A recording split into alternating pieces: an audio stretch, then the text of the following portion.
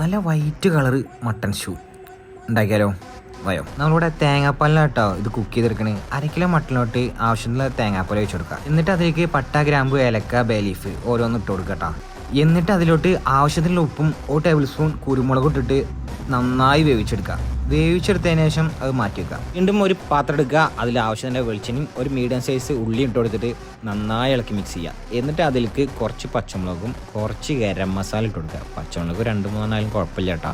എന്നിട്ട് നമ്മൾ കുക്ക് ചെയ്ത് വെച്ചാൽ മട്ടൺ ഉണ്ടല്ലോ അത് അതിലേക്ക് ആഡ് ചെയ്തിട്ട് നന്നായി ഇളക്കി മിക്സ് ചെയ്യുക. പിന്നെ നമ്മൾ ആഡ് ചെയ്യുന്നത് ഉരുളൻകിഴങ്ങാണ്. ഒന്ന് ഗ്രേവിയുടെ തിക്ക് കൂട്ടാൻ വേണ്ടിയിട്ടാണ്. പിന്നെ നമ്മൾ ആഡ് ചെയ്യുന്നത് കാഷ്യൂ പേസ്റ്റാണ്. അത് നന്നായി ആഡ് ചെയ്ത് കൊടുത്തിട്ട് നന്നായി ഇളക്കി മിക്സ് ചെയ്യുക. ഒന്ന് കുറുകി വരുന്നതിന് ശേഷം നിങ്ങൾക്ക് ഗ്രേവിയുടെ തിക്ക് കുറക്കണമെങ്കിൽ കുറച്ച് വെള്ളം ഒഴിച്ചോട്ടാ.